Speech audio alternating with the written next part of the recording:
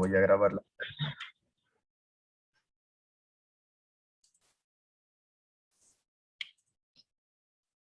Y me confirman si están mirando la pantalla. Sí, profe. Vale, gracias. Entonces, a ver. Listo. Bueno, entonces hoy vamos a terminar ya con este tema de los árboles, mirando cómo funcionan, o sea, al igual que la clasificación, pueden servir para la tarea de regresión, ¿no? Entonces, bueno, en una tarea de regresión lo que se busca entrenar es un modelo capaz de predecir el valor de una variable numérica, ¿no? Continua. Podríamos usar variables independientes como, bueno, el área de un inmueble, el número de habitaciones y de baños, también la antigüedad para poder predecir una variable continua que es el costo del inmueble, ¿no? O sea, simular el proceso lo que hace es un evaluador, ¿no? O bueno, si hablamos también en medicamentos, podríamos usar como variables independientes, bueno, la dosis en miligramos de un medicamento, el peso y la edad del paciente, para intentar predecir, o sea, una variable que es el porcentaje de efectividad del medicamento, ¿no? Bueno, ¿qué ventajas nos ofrece los árboles de regresión? Al igual que los árboles de clasificación, son muy fáciles de entender e interpretar, ¿no? Y poder dar una explicación del por qué arroja una clasificación. Perdón, o sea, arroja una predicción en este caso, ¿no? Y otra de las ventajas es que no existe, o sea, no exige supuestos sobre la distribución, ¿no? Por ahí en la regresión lineal, si nos damos cuenta, o sea, estamos trabajando sobre un supuesto que es que los datos, bueno, sean lineales, ¿no? Linealmente dependientes. Entonces acá en los árboles de regresión no existe, o sea, se trabaja sin ningún supuesto. Bueno, volviendo al problema de los medicamentos, vamos a suponer que la única variable que tenemos en este caso es la dosis en miligramos, ¿no? Y que la intentamos usar para predecir el porcentaje de efectividad de ese medicamento de acuerdo a la dosis, ¿no? Eh, lo voy a explicar solo con una variable porque, bueno, digamos, si entendemos cómo funciona con una sola variable, ya es muy fácil repetir paso a paso, digamos, este algoritmo para cuando se tengan más variables. Entonces, bueno, lo que les mencionaba, si la relación entre la variable es lineal, o sea, es decir, en este caso, a mayor dosis, mayor efectividad, ¿cierto? El problema, bueno, se puede resolver fácilmente usando una regresión lineal, ¿no? En este caso, pi. Pero bueno, o sea, en el mundo real es difícil a veces encontrar esos comportamientos lineales, ¿no? Entonces, puede darse este comportamiento donde ahí es difícil, o sea, tratar de poner aquí una regresión lineal, ¿cierto? Porque, bueno, va a haber muchos errores en estos puntos, ¿no? Cuando se estimen. Entonces, ahí está la principal ventaja de los árboles de regresión, ¿no? O sea, en este caso los árboles tienen un funcionamiento, digamos, que van agrupando estos individuos, o sea, van detectando zonas donde la dispersión sea mínima y bueno, hay diferentes modelos de árboles de regresión. Una vez ellos ubiquen cada zona, bueno, calcularían su promedio o en ciertos casos hay variantes donde hacen una regresión solo en la zona o en el nodo final, ¿no? Hacen una regresión lineal. Entonces, bueno, en los árboles de regresión, de manera interactiva, se van realizando particiones binarias sobre el espacio de variables, ¿no? Bueno, que en este caso vamos a tener la dosis en miligramos, ¿no? Por acá, bueno, tenemos el porcentaje de efectividad, que es lo que queremos intentar predecir. Busca, bueno, en cada región obtenida, cada vez que se tengan distribuciones, lo más homogéneas posibles. Es decir, o sea, busca espacios donde los niveles de efectividad del medicamento sean lo más cercanos entre sí, ¿no? O sea, no haya tanta dispersión entre el porcentaje de efectividad o entre la variable que se quiera predecir en este caso. Bueno, a modo de ejemplo, ¿no? Miren, si establecemos aquí una condición, si una dosis es menor o igual a 37.5 miligramos, ya miramos que aquí logramos como que agrupar los puntos de la zona izquierda, ¿no? Donde su promedio, bueno, de efectividad es de 10%. Entonces esa sería, digamos, la primera condición, ¿no? Asumiendo esto. Pero miramos que acá todavía en la zona, en la parte derecha, todavía hay existe mucha dispersión, ¿no? En los datos. Y bueno, aquí el promedio de efectividad, ese es el que se toma, ¿no? Cuando un árbol realiza, digamos, la agrupación final, lo que toma es el promedio. En este caso, el promedio de efectividad de todos estos tres es de 10. Entonces tendríamos, se va construyendo, dosis es menor o igual a 37.5, sí, entonces el promedio es igual a 10. Bueno, continuando, si dividimos esta región, usamos como criterio, bueno, una dosis ahora menor o igual a 60 miligramos, ¿no? Para los de acá. Entonces, si una dosis es menor o igual a 60 miligramos, entonces ya tenemos un promedio, o sea, logramos agrupar ahora estos tres individuos y su promedio es de 90% de efectividad, ¿no? Y bueno, podemos continuar. Dosis menor o igual a 80, por acá, separamos estos tres. Si esto es igual, menor o igual a 80, entonces ya tenemos un promedio de efectividad del 38.3%. Y bueno, si no, el promedio ya de estos tres es de 11%, ¿no? Entonces, de esa forma, digamos, intuitiva es que funciona ese algoritmo, ¿no?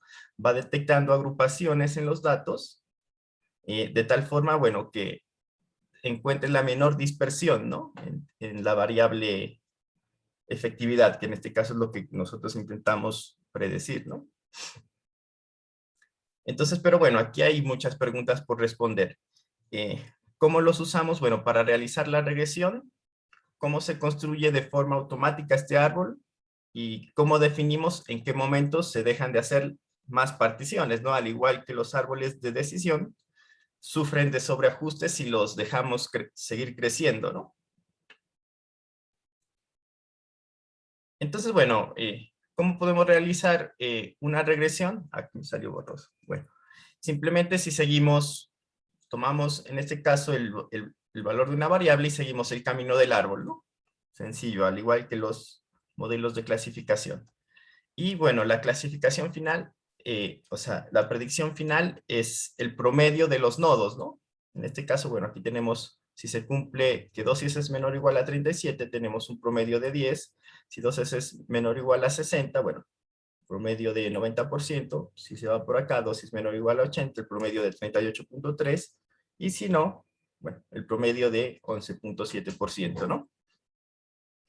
Entonces, bueno, ahora sí, ¿cómo construimos automáticamente este árbol de regresión?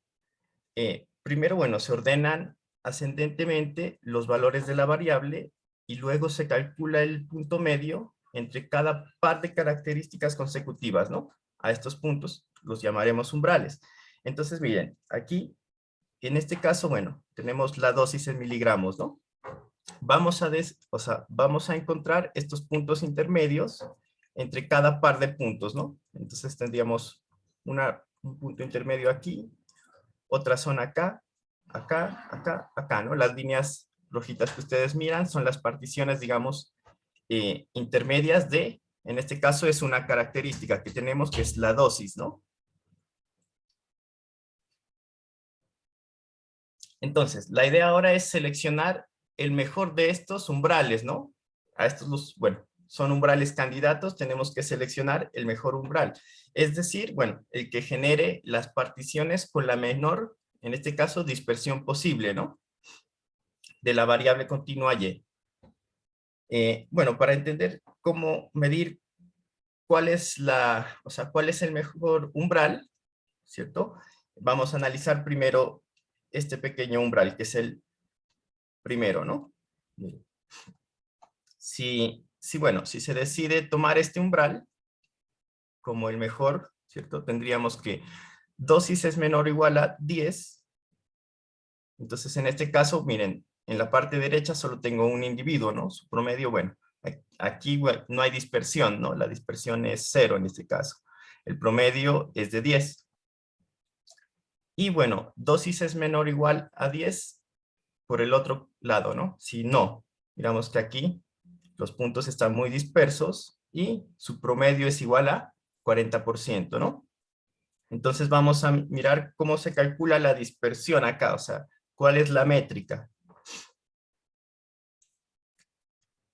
Entonces, bueno, para medir esta dispersión, se promedia la diferencia entre el porcentaje de efectividad de cada punto y el valor de efectividad promedio de la región. Entonces, miren, aquí calculamos la diferencia. En este caso, para el primer umbral, como solo tengo un individuo, la diferencia es de 0, ¿no? Pero para los demás puntos, miren, aquí ya tengo esto que sería la diferencia entre este punto y su promedio, ¿no? El promedio del umbral. Para el segundo, miren, ¿no? Tengo esas diferencias con respecto al promedio.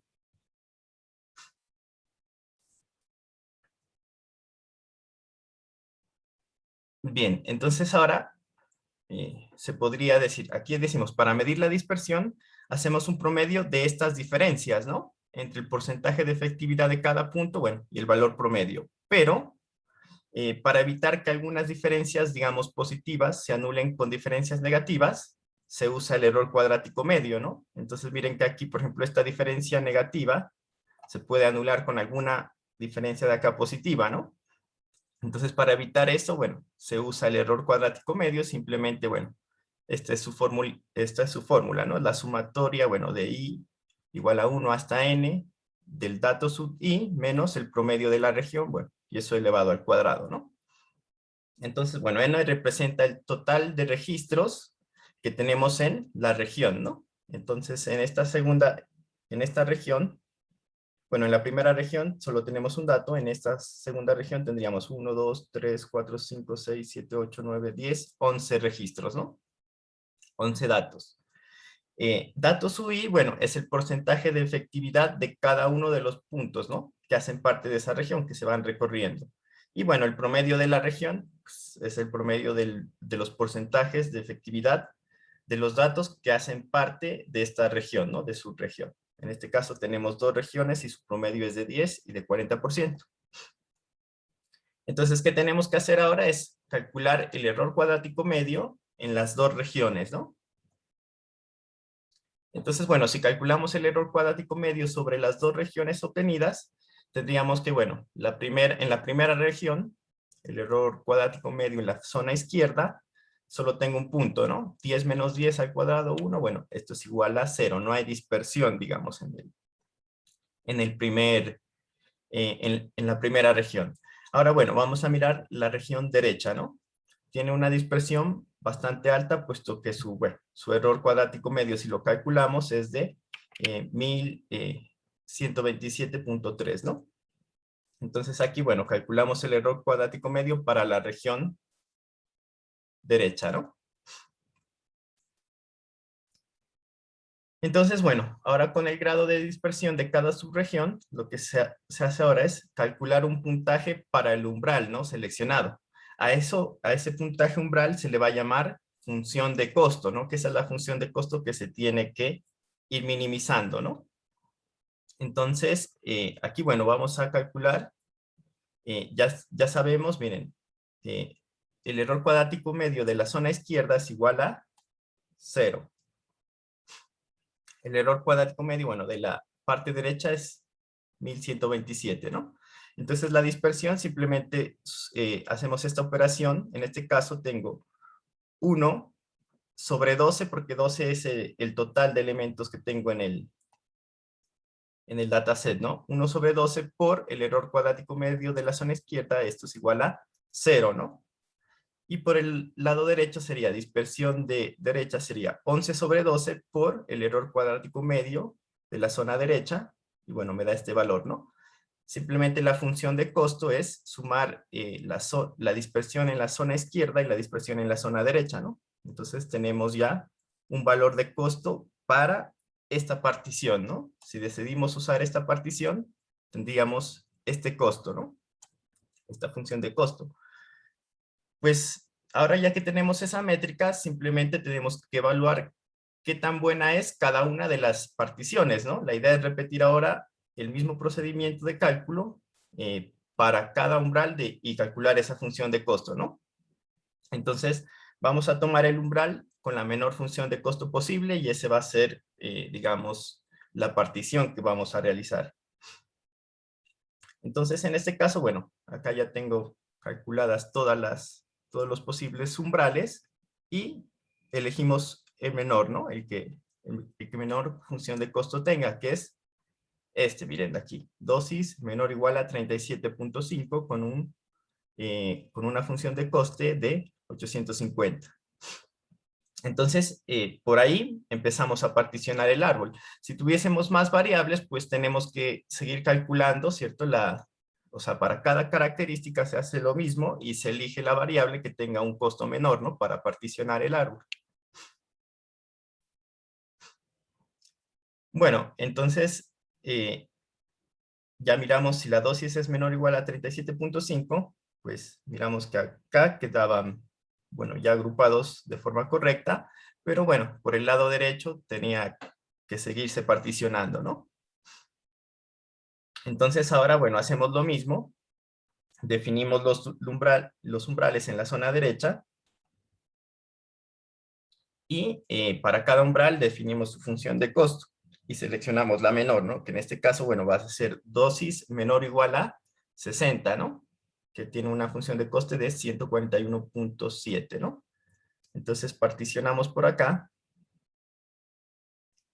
Y bueno, ya tenemos esta clasificación agrupados al menos estos tres individuos todavía, ¿no? Por la zona derecha tendríamos, bueno, todos estos.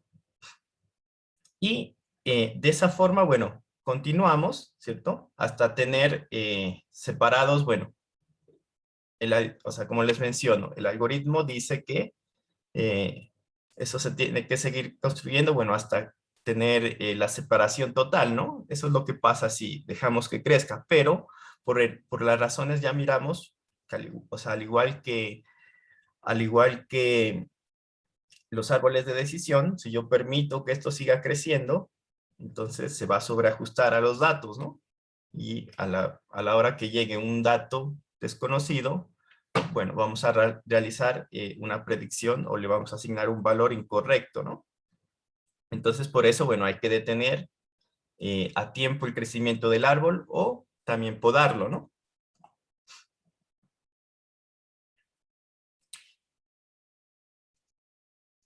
Bueno, entonces el algoritmo para crear el árbol de regresión se puede resumir de la siguiente forma, ¿no? Entonces, primero, calcula los umbrales candidatos que corresponden al punto intermedio entre dos valores consecutivos de las características o de todas las variables que se tenga posible, ¿no? Entonces, esos son los umbrales candidatos, o sea, genera los umbrales candidatos de todas las variables posibles que se tengan y para cada umbral candidato se obtiene, o sea, obtener las dos particiones y calcular sus errores cuadráticos medios, ¿no?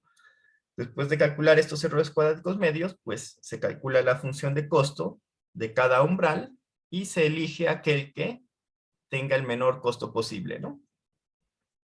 Se repite los pasos 1 a 3 de forma iterativa, bueno, hasta cumplir con un criterio de parada, ¿no?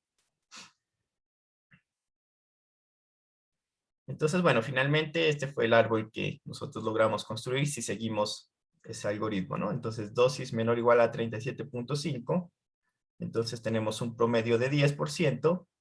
Si la dosis por acá es menor o igual a 60, tenemos un promedio del 90% de efectividad.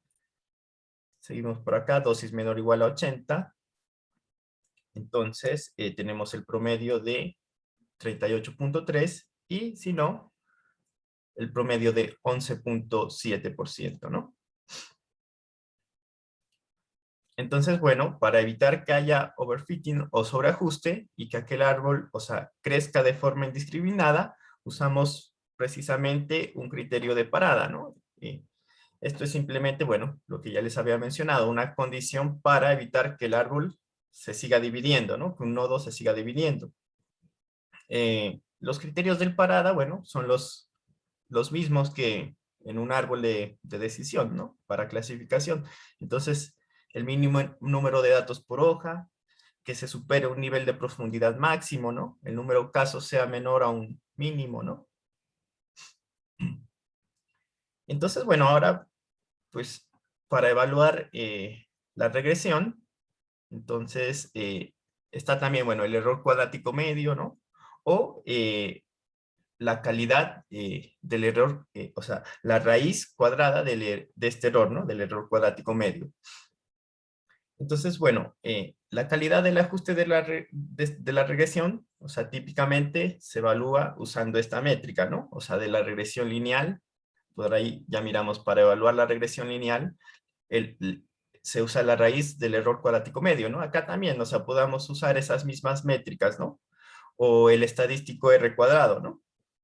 Entonces, miren que, o sea, la raíz cuadrática, o sea, la raíz del error cuadrático medio simplemente es esta fórmula, ¿no? El valor predicho, o sea, la sumatoria de el predicho menos el actual, o sea, el valor real, al cuadrado sobre n, ¿no? Y esto, bueno, se le calcula la raíz cuadrada, ¿no?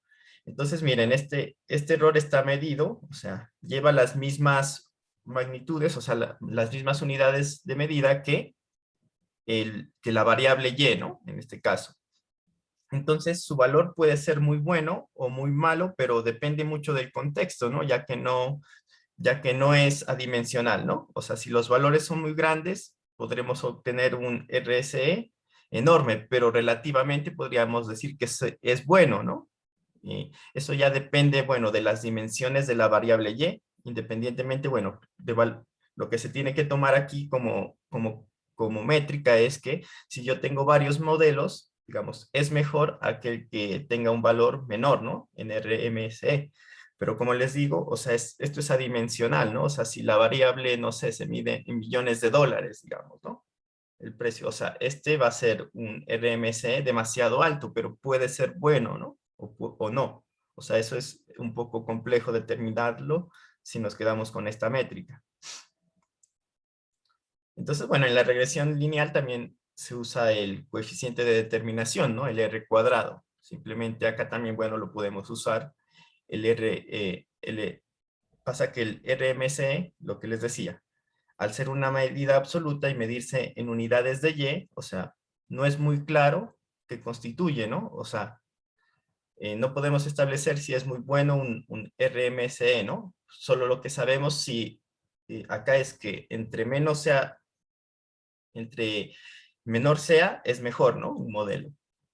En cambio, bueno, el R cuadrado o el coeficiente de determinación, sin embargo, bueno, toma valores entre 0 y 1 y representa la proporción de la varianza explicada y es independientemente de la escala de y, ¿no? O sea, el R cuadrado lo que me dice es qué tanta varianza explica el modelo, ¿cierto? En términos de y, ¿no? Entonces esta es su fórmula de acá. Entonces, bueno, TSS en este caso es la suma total de cuadrados, ¿no? Esto lo que mide es la varianza total de la respuesta, ¿no? O sea, la varianza total de y. Entonces, de ahí menos su media al cuadrado, y bueno, la sumatoria, ¿no? Entonces, esto mide la variabilidad inherente de y, ¿no? La suma total de cuadrados de acá. Y bueno, el RSS mide la variabilidad que queda sin explicar en el modelo, ¿no? O sea, es la suma de los cuadrados de los residuos, o sea, es la varianza del error, miren. Entonces, esto sería la sumatoria de las y sub i menos las y sub i predichas, ¿no? Al cuadrado, y bueno, esta es sumatoria, ¿no? Entonces, esta es la variabilidad del error, ¿no? La varianza del error. Y bueno, finalmente el R cuadrado entonces mide la proporción de la variabilidad de Y que es explicada por el modelo, ¿no? O sea, el R cuadrado lo que mide es esto, qué tanta variabilidad explica mi modelo, ¿no? Esto ya sería la forma final. Entonces esto ya nos da por ahí bueno, valores de 0 y 1, ¿no? En ese término. Bueno, aunque también puede ser negativo, ¿no? Este número, bueno, entre mayor seas, más cercano a 1, bueno, indica una mejor métrica, ¿no? Para seleccionar el modelo. El problema acá, bueno, lo que pasa también en la regresión lineal, ¿no? Sencilla. El problema es que si se aumenta o si agregamos una variable más, el R cuadrado va a ir aumentando, ¿no? No importa si esa variable, digamos, esté correlacionada o no con el problema, ¿no? Entonces, siempre va a aumentar un poco, ¿no? El R cuadrado. Ese es el problema de esta métrica. Entonces, lo que se hace es tener el coeficiente de determinación ajustado, ¿no? O sea, el R cuadrado ajustado, ¿no? Es más adecuado ya que solo, bueno, aumenta si disminuye la raíz cuadrática del error, ¿no? Respecto con su total. Entonces, bueno, este error, digamos, cuadrático, este coeficiente de determinación ajustado, es más adecuado ya que penaliza la inclusión de una nueva variable, ¿no? Regresora. Entonces, aquí está su fórmula, ¿no? 1 menos n menos 1, bueno, sobre n menos k menos 1 por 1 menos el r cuadrado, ¿no? Entonces, el r cuadrado, bueno, es el coeficiente de determinación que ya miramos acá. El n es el tamaño de la muestra, ¿cierto? Y k es el número de variables explicativas, ¿no? Que tiene el modelo. Entonces, en este caso, como les mencionaba, el coeficiente de determinación ajustado penaliza la inclusión de estas variables, ¿no? Entonces, listo, o sea, la ventaja, ya analizando, o sea, esto nos da muchas ventajas, ¿no? O sea, en el mundo real, o sea, es a veces muy complicado encontrar este tipo de situaciones lineales, ¿no? Donde bueno, se los pueden resolver muy fácilmente con una regresión lineal, ¿no? Eh, bueno, también se pueden aplicar regresiones lineales múltiples, ¿cierto? O sea, este mismo concepto, pero en diferentes dimensiones, ¿no? Pero la ventaja principal es que el árbol, o sea, no depende de ese supuesto de linealidad, ¿no? Entonces un árbol va obteniendo particiones. Miren que de acá, o sea, el algoritmo lo que trata es como que de captar donde hay menor dispersión en los datos, ¿no? De aquí se podría, no sé, o sea, podrían salir como que más familias de estos algoritmos, ¿no? Por ahí, o sea, hay variantes donde en cada hojita ya le aplican una regresión lineal, ¿no? El algoritmo que miramos acá, bueno, es calcular el promedio en cada hoja, ¿no? Pero bueno, se podría también calcular, digamos, con una regresión lineal. Eh, Miren que, o sea, ¿qué pasa? O sea, estas son ideas por ahí que tengo y que o sea, habría que validarlas, ¿no? Para un posible tesis de grado, ¿no? ¿Qué pasa si, o sea, antes de seguir este camino, nosotros discretizamos, podríamos mirar un método para discretizar la efectividad, ¿no? Ya sea, bueno, por bins, por cuartiles, ¿no? Y entrenamos modelos de clasificación y tratamos de separar esos cuartiles, ¿no? O sea, esa variable y sobre eso, sobre ya esa clasificación, aplicamos, bueno, un promedio o una regresión lineal, ¿no? O sea, también podría servir como como un algoritmo para regresión, ¿no? O qué pasa si acá, por ejemplo, podríamos armar un clustering, ¿cierto? Entre la efectividad y las variables para mirar esa agrupación, ¿no? Y en cada clustering, bueno, entrenar un modelo de aprendizaje supervisado, ¿cierto? Que me detecte esas regiones y también promediarlas o hacer una regresión, ¿no? Entonces miren que de esto hay, o sea, muchas variantes que a uno se le vienen en la cabeza, ¿no? O sea, perfectamente proponer un nuevo algoritmo de árbol de regresión usando algún otro método podría ser una tesis, ¿no? Solo que bueno, habría que discutir los resultados, ¿cierto? En base a este algoritmo, ¿no? Entonces, la verdad que no importa, bueno, en una tesis sabemos si es de investigación, uno no sabe si va a resultar o no, ¿no? Simplemente uno compara y pues evalúa qué tan buenos son los métodos que existen con el método que uno está proponiendo, ¿no? Entonces, miren que de o sea, de esta temática se pueden sacar o desarrollar nuevos algoritmos de regresión, ¿no? Y poderlos validar con respecto a los existentes que son, bueno, este que les mencioné. Entonces, bueno, ahora entonces vamos a mirar cómo implementamos los árboles de regresión en la práctica, ¿no?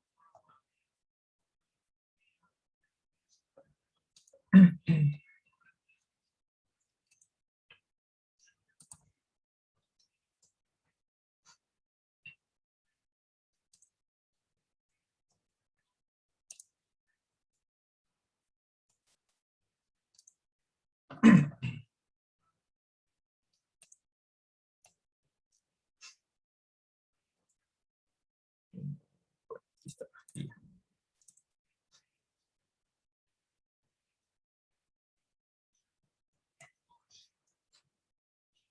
Bueno, vamos a usar este mismo, o sea, el mismo dataset de enfermos, pero vamos a ajustar, bueno, un árbol de regresión para estimar la edad, ¿no? De los pacientes. En este caso, bueno, ahora nuestra variable Y va a ser la edad, ¿cierto? Entonces tenemos que separarla. Vamos, bueno, a denominar un conjunto de entrenamiento X que no contenga la variable edad, ¿no? Vamos a transformar, bueno, categóricas a dummies, separar en 70 para entrenamiento, 30 validación.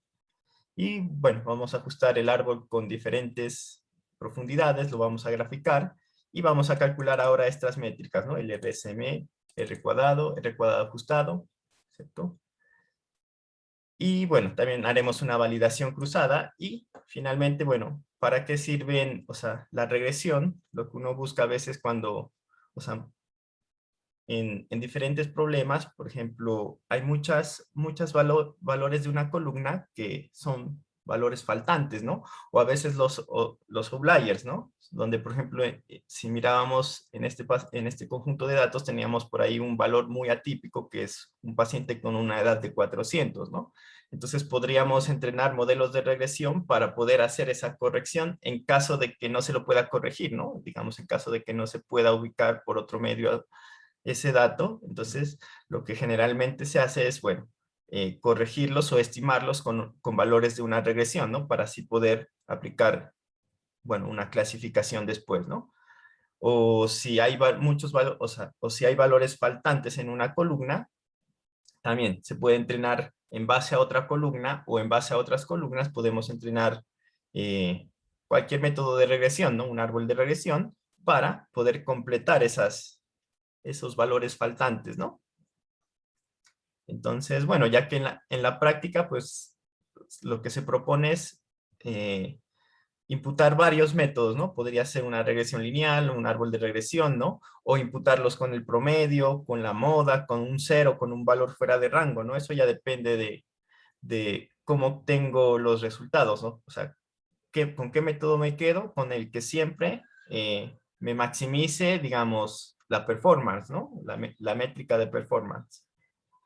Con el que tenga mejor performance sería un método que yo debo seleccionar para imputar los datos. Pero sí, generalmente, o sea, el método de imputación o corrección de algún outlier se puede hacer con estos métodos de regresión. Entonces, esta es como que la idea de esa práctica, ¿no? Que entrenemos una regresión para predecir la edad, un árbol de regresión para la edad y imputemos, ¿no? O sea, esa edad de 400 que teníamos en este set de datos.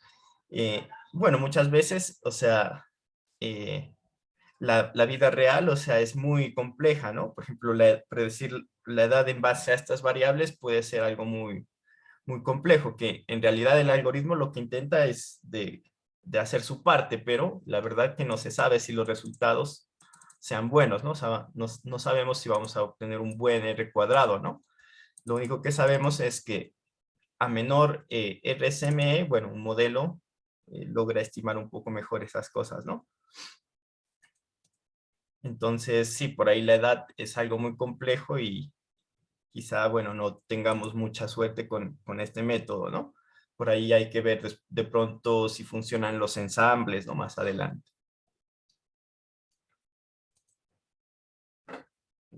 Entonces, bueno.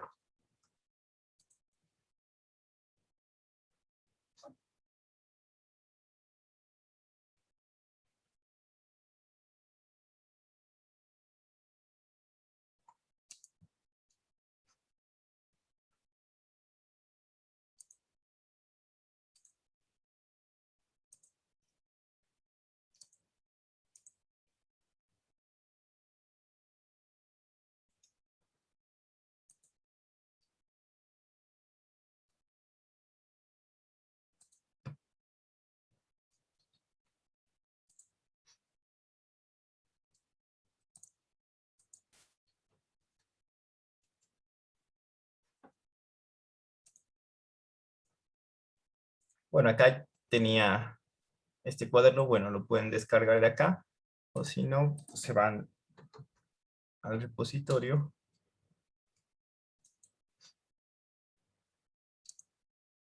Y es esta guía, ¿no? Árbol de regresión cuarto.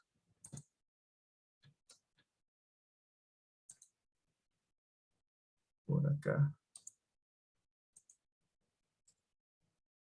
Bueno, por ahí en el chat les copié si quieren seguir, ¿no? Si no, bueno, lo descargan ese cuaderno de COES y lo van trabajando desde ahí.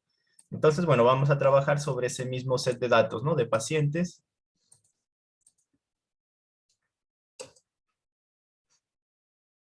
Ujú. Eso, miren, aquí lo que uno podría hacer en este caso, bueno, es quitar ese outlier, ¿no? Para ver si, porque lo que intentamos es, o sea, vamos a quitar ese outlier de la edad de 400 y mirar un árbol de regresión para poder imputar ese outlier, ¿no? Entonces, primero, bueno, lo voy a dejar sin imputarlo. Voy a tomar nomás, a realizar el dispersograma.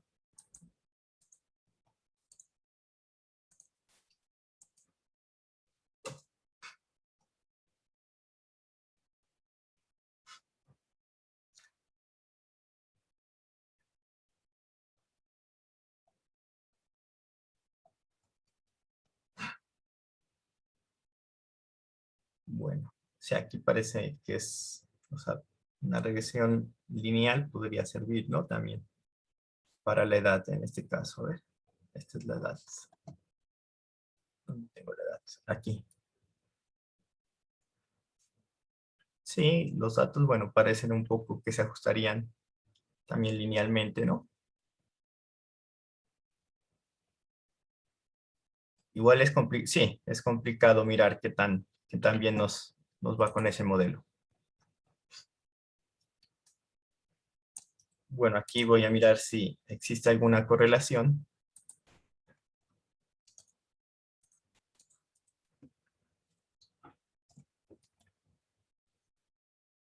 Ujú, edad, menos 19, bueno, 0, menos el punto 13. Bueno, y la clase.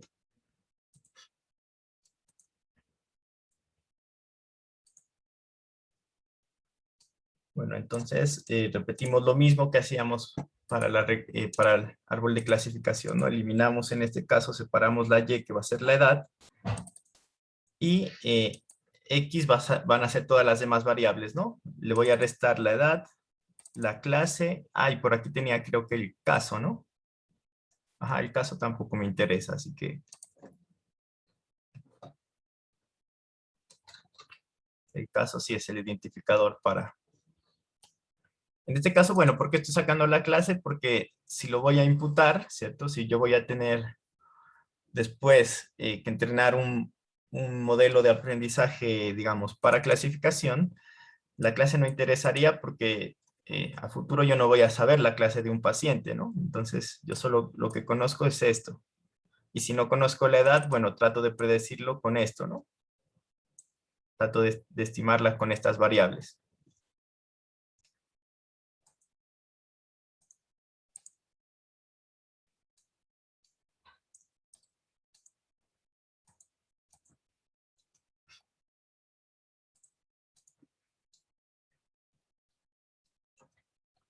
Bueno, entonces aquí simplemente pasamos a variables dummies a ver si aportan algo al modelo. Ujú. Y bueno, separamos, ¿no?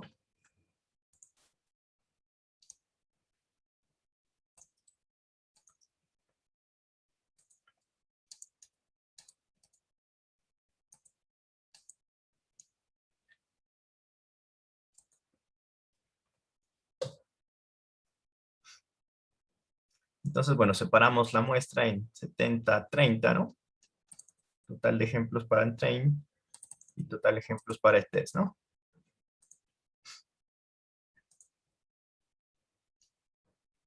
Y bueno, por acá ya tenemos que ajustar un árbol de regresión, ¿no? Miren que modelo 1 es.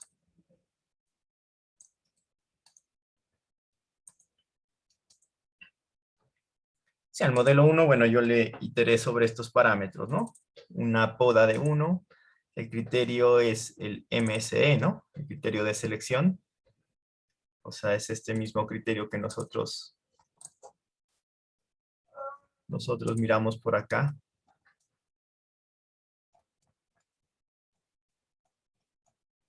Es el criterio del error cuadrático medio, ¿no? Ujú. Mean Square Error.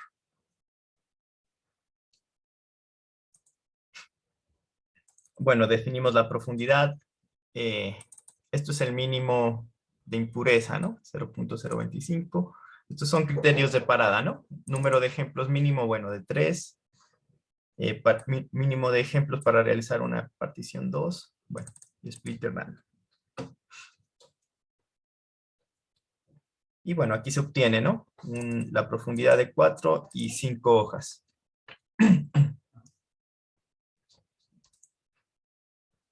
Vamos a entrenar también un modelo 2.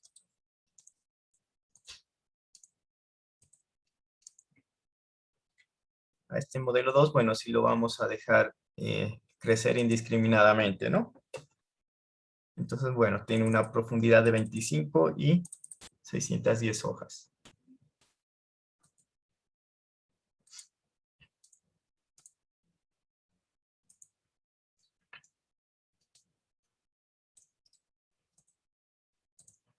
Y bueno, un modelo 3 con un alfa, con una poda, bueno, de 5, ¿no? Aquí se obtiene, bueno, una profundidad de 4 y hojas 8.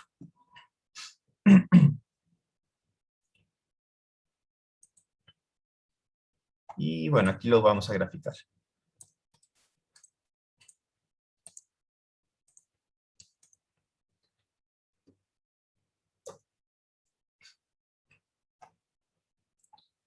Entonces, aquí con el modelo grafiqué, el modelo 1. Embarazada, sí. Si esto es menor o igual a 0.1, o sea, por acá sería, claro, esto se interpreta, si está embarazada, en este caso, si es por acá, diría que no, ¿no? Porque esto es una variable dummy, solo puede tomar valores de 0 y 1. Estamos preguntando si la variable dummy embarazada, sí, es menor o igual a 0.1, o sea, si esto se cumple es que no está embarazada, ¿no?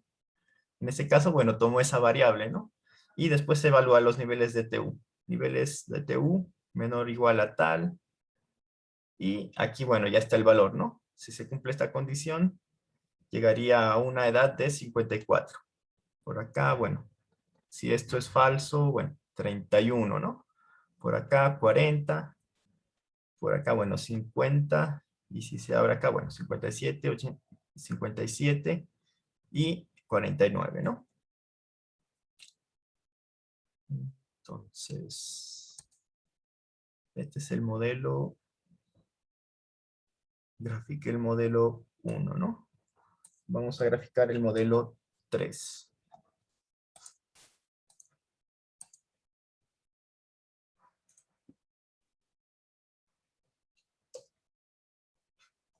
Bueno, por acá está el modelo 3.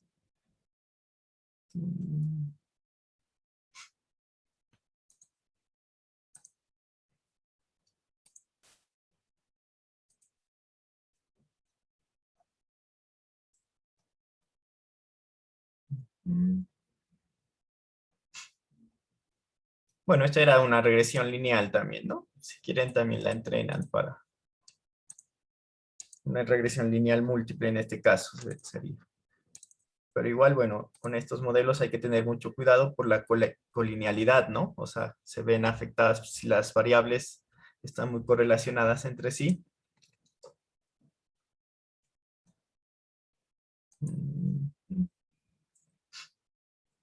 Bueno, ahora vamos a calcular las métricas, ¿no? La raíz cuadrada del error, el R2 y el R2 ajustado.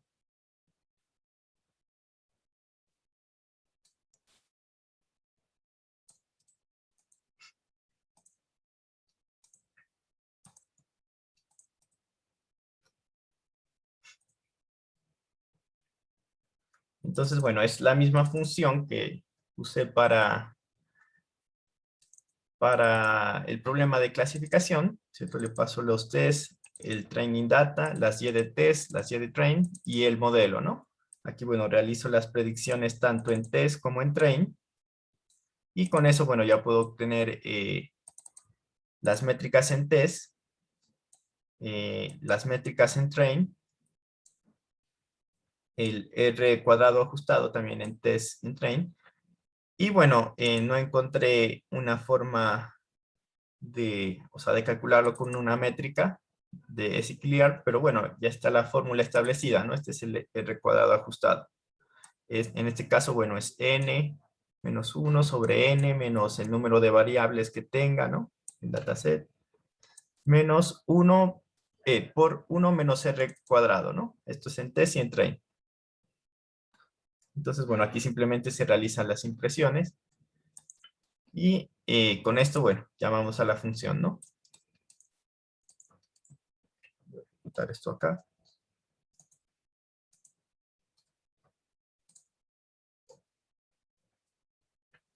Entonces, miren, el modelo 1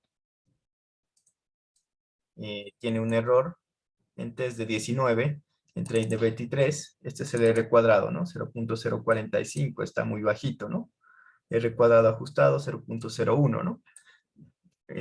La verdad, bueno, en la realidad nos vamos a encontrar mucho con estos R cuadrados bajitos, ¿no? Bueno, pero no hay que asustarse, sino que es porque es muy, digamos, un problema muy complejo, ¿no? De solventar en este caso, ¿no? Con esta métrica, con este modelo particularmente, ¿no?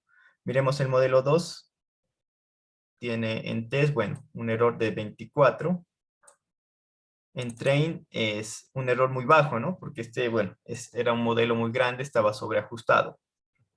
En test, el R cuadrado, bueno, de 0.57, el R cuadrado en train de 0.96, miren, en train, ¿no? O sea, describe muy bien lo que hay en train. Y bueno, el ajustado. En test, bueno, muy bajito, en train 0.96. Lo mismo del modelo 3, 19S, 1925, 1925, ¿no? Los R's, bueno, muy bajitos. Y por acá hice también la regresión lineal, ¿no? Un modelo lineal, bueno, que tiene, miren, más bajito el error que los árboles, ¿no? De 18, digamos.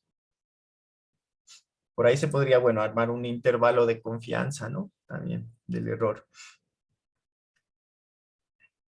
El R cuadrado ajustado en test, ajá. Y bueno, en train.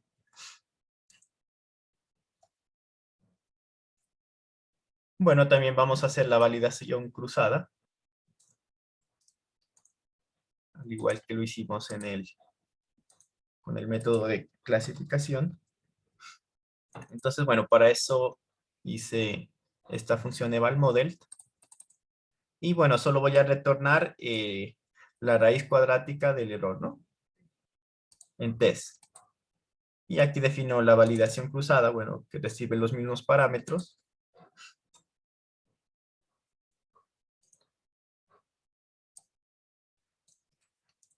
Y aquí vamos a mirar cuánto obtiene el modelo 1.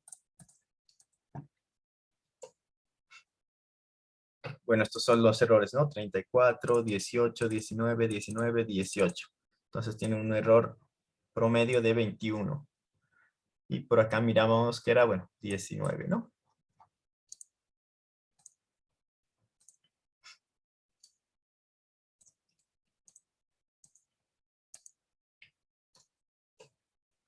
Un modelo 2, bueno, 36. Estos son los errores. Modelo 2 sí tenía en test 24. Ujú.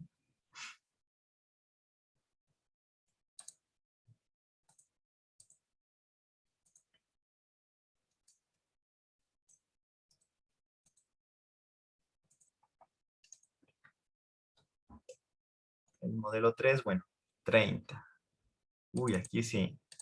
18, 18, 18, pero bueno, con estos falls les fue muy mal. 30. Ujú.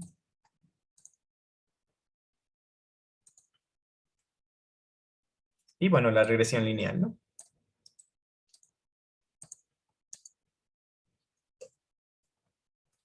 34, 18, 18, 18, 17, bueno, 21. Ujú. 21, 86, 21, 43.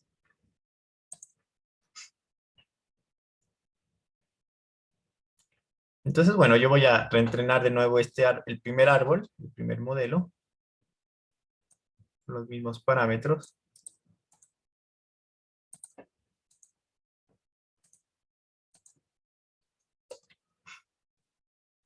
Ujú. Y lo que vamos a hacer era lo que les mencionaba, ¿no? O sea, vamos a clasificar todo nuestro set de datos, ¿no? Yo lo voy a volver a leer en un data frame de nuevo.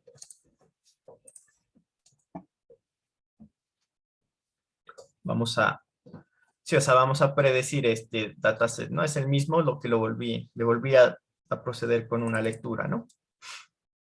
Ya que lo que pretendo es predecirlo, ¿no? Con este modelo, con modelo 1.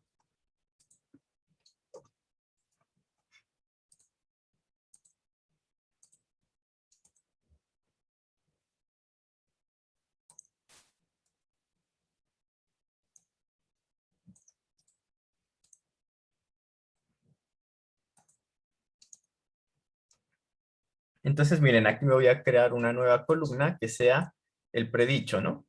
Entonces, le voy a decir modelo 1.predict. Aquí lo transformé de una vez a dummies, ¿no? Entonces le voy a decir modelo 1.predict y tengo que decir qué dataset es df total y qué columnas, ¿no? Recuerden que el modelo fue entrenado con las columnas de xtrain, ¿no? Entonces yo le especifico qué columnas, que son xdummies.columns o xtrain.columns, ¿no? Es lo mismo. Aquí sí hay que tener mucho cuidado, ¿no? A la hora de predecir un set de datos, yo tengo que pasarle las mismas columnas con las que fue entrenado, ¿no? Porque si no, bueno, les puede dar algún error. Entonces, bueno, aquí ya obtengo las predicciones, ¿no? Esto es el real predicho. Ya da el real predicha, ¿no?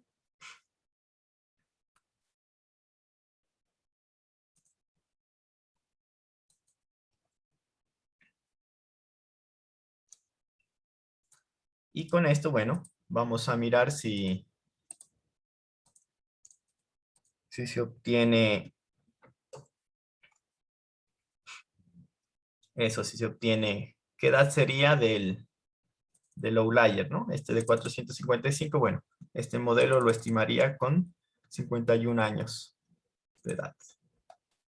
Y como les menciono, o sea, estos métodos, o sea, se los puede utilizar para, si tenemos muchos, o sea, si tenemos columnas faltantes, y bueno, si esa columna es continua, podríamos entrenar estos modelos, una regresión lineal o un árbol de regresión, para poder imputar esos valores, ¿no? Con esto simplemente reemplazamos el valor faltante por el que sí, por el valor predicho de un modelo, ¿no? O sea, puede servir como un método de imputación, ¿no? O también si ya quiero predecir, por ejemplo, el porcentaje ya de efectividad de un medicamento, ¿no? O el valor de un inmueble, ¿no? Entonces tienen bastantes usos también estas técnicas. Mm, sí, por acá, bueno, les dejé también una misma una misma función con la clase fit, que es la que itera sobre todos los hiperparámetros, ¿no?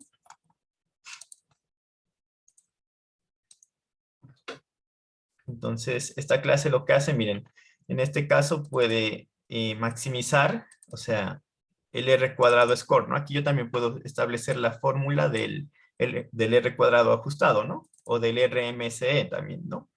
Entonces, si yo entreno un modelo con, explotándole todos esos hiperparámetros, lo que va a hacer es, bueno, seleccionar el que más R cuadrado tenga, ¿cierto? En la validación cruzada, ¿no? El que tenga mejor su promedio se va quedando con sus parámetros. Entonces, sí, por acá por aquí tenía sus.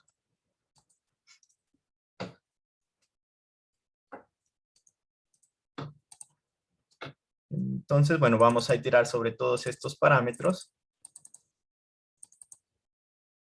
Todos estos son los criterios de partición, ¿no? De métricas, miren. MC, Poisson, las profundidades, ¿no? De 3, de 4, 5, 10, 20, min leaf, ¿no? 5, 11, 3, 11, min impurity decrease, ¿no? 0.0025, bueno. Todos esos son los parámetros que recibe el árbol, ¿no? En la documentación.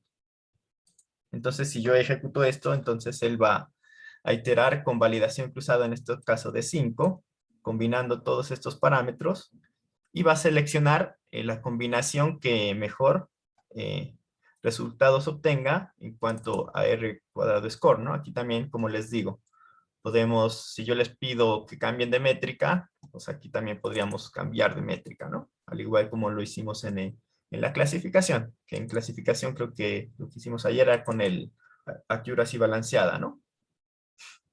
Bueno, y esto sí, aquí ya puede tardar bastante tiempo, ¿no? Entonces, bueno, sí, si tienen alguna duda o algo, alguna.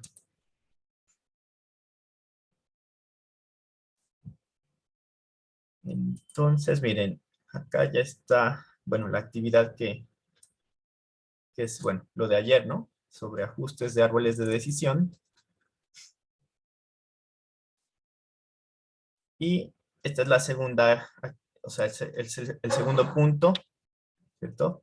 Vamos a trabajar con este conjunto de datos que está ya por acá por COES, ajá, para que lo descarguen. Y bueno, ajustar un árbol de regresión para predecir los costos del seguro en el dataset, bueno, insurance.csv, el cual contiene información de costos médicos personales, ¿no? Contiene las siguientes columnas: la edad del beneficiario, el sexo del contratista, ¿no? Si es, bueno, hombre o mujer, BMI, que es el índice de masa corporal, ¿no? Que proporciona una comprensión del cuerpo, o sea, de pesos que son relativamente altos o bajos, ¿no? En relación a su altura.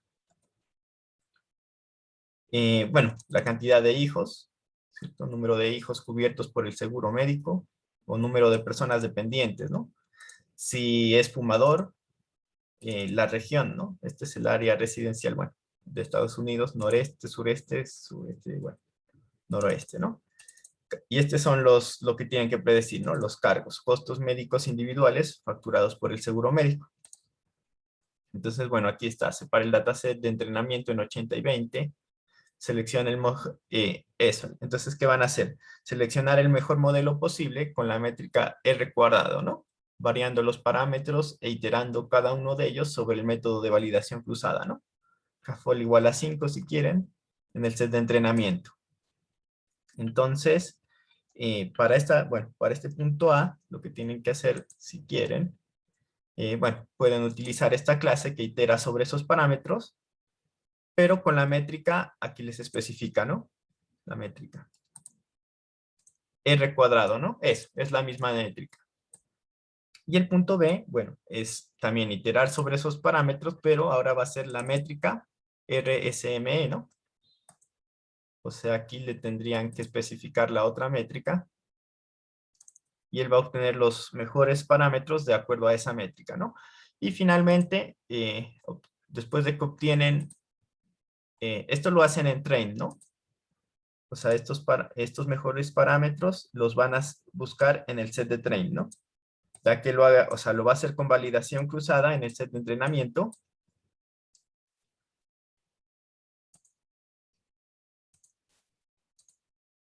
Y después de que tengan los mejores hiperparámetros de estos árboles, los van a validar, ¿no? Validar los dos modelos obtenidos, o sea, estos dos modelos los validan con la métrica, a ver, eso, los modelos obtenidos en los puntos A y B, los validan con el conjunto de test, ¿no? O sea, con el 20% de test, y calculan las métricas, ¿no? O sea, el RSME, R cuadrado y R cuadrado ajustados. Y bueno, ahí pues, ¿cuál de ellos es mejor? Y consideren también estos parámetros, ¿no? Estos son los parámetros, bueno, más dex, min plus lead, min impurity decrease, ¿no? Estos son los mismos parámetros de un árbol, que bueno, también están acá en la documentación de... O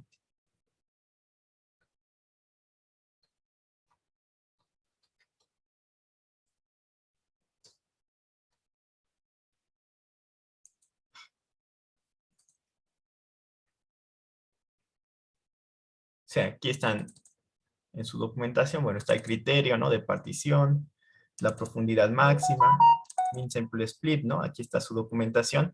Tengan cuidado, de pronto aquí les dice los valores que puede tomar, ¿no? Cada parámetro. Entonces, así que si quieren iterar con más parámetros de los que estén acá, pueden incluirlos acá, ¿no? Incluyen el parámetro y entre corchetes los posibles valores, ¿no? Que tenga ese parámetro que ustedes quieran probar. Y este método, bueno, les va a realizar ya va a analizar todas las posibles combinaciones de acuerdo a la validación cruzada y va a seleccionar el mejor modelo de acuerdo a esta métrica, ¿no? A la métrica que uno le establezca acá, en Score Function, ¿no? Entonces, sí, los dejo que continúen con el taller de esta semana, ¿no? Ya está por acá, a ver. ¿Dónde está? Pues.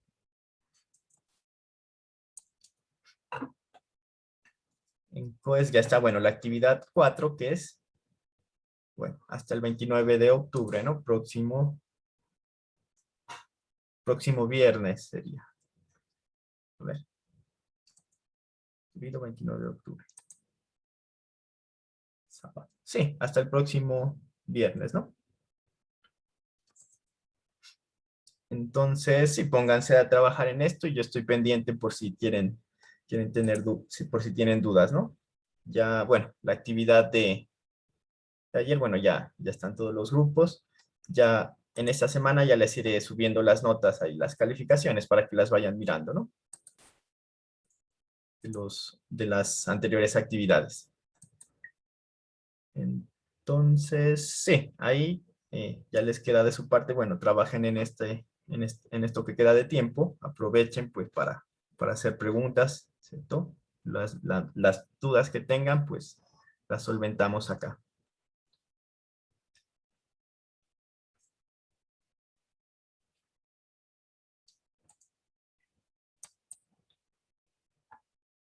Entonces, sí, trabajen en este taller y yo estoy acá pendiente, ¿no? Por si tienen alguna inquietud. Vale, profe. Vale.